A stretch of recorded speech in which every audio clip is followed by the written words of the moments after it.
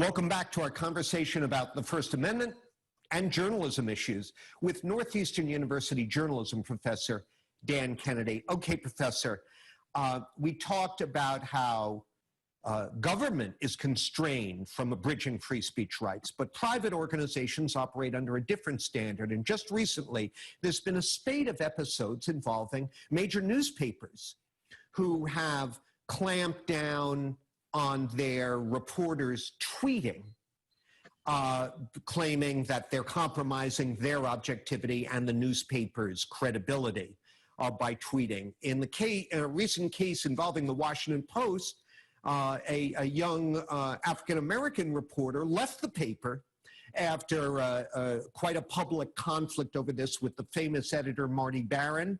And there's been a good deal of pushback against these cases. What's going on and why should our viewers care? Well, you know, I think a lot of this, there's two issues going on here. And first of all, let me take on the Twitter issue first, because I think that's a little easier.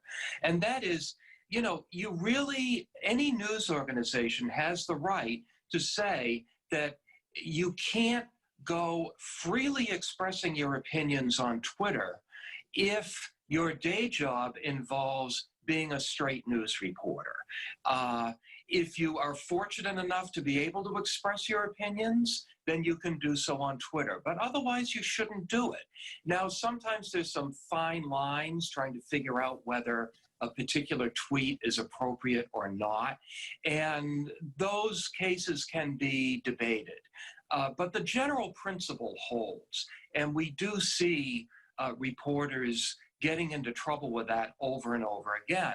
And I have to say, in many cases, their news organizations want them to be edgy, want them to build a brand, and then when they cross the line, it's like whammo, they get into trouble. So there's an unfairness about that too.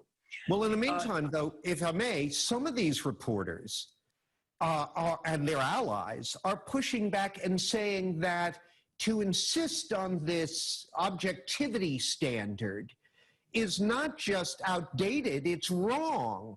That reporters, even straight news reporters, should be allowed to be activist when there's a clear right and wrong. Are you buying that? Well, I think that we're in the midst of a great deal of upheaval over journalistic standards. And one of the problems at the heart of that is that no one knows what objectivity is. When objectivity was originally conceived in the early part of the 20th century by Walter Lippmann and others, the idea was that it was a fair and dispassionate pursuit of the truth. And if we're not still in favor of that, then I think all is lost. Unfortunately, what many, many people, including journalists, think objectivity means is balance at all costs. And it really doesn't mean balance at all. Carl Bernstein has talked about journalism as being the best version of the truth that we can get at any particular time. I'm not quoting him word for word.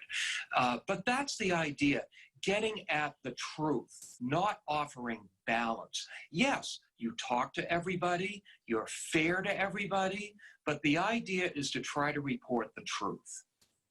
Well, of course, as we wrap up our time here, the nation's chief critic of media fairness and objectivity is also the nation's commander-in-chief, President Trump. He recently, or his campaign people more accurately, are making noises about trying to push back on the Commission for Presidential Debates, which has been overseeing and organizing the presidential debates for, I guess, 40 years.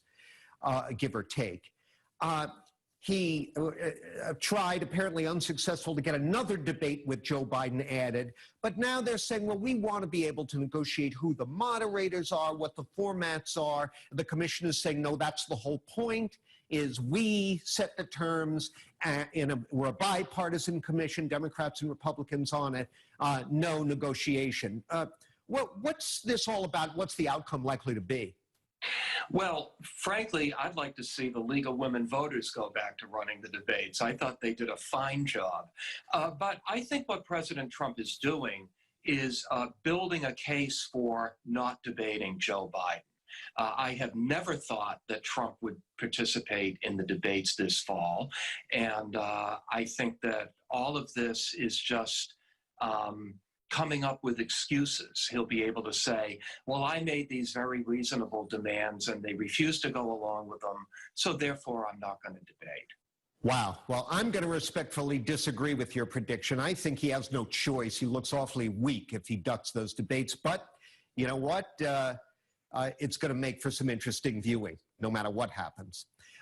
That's all our time. Dan, thank you very much for joining us.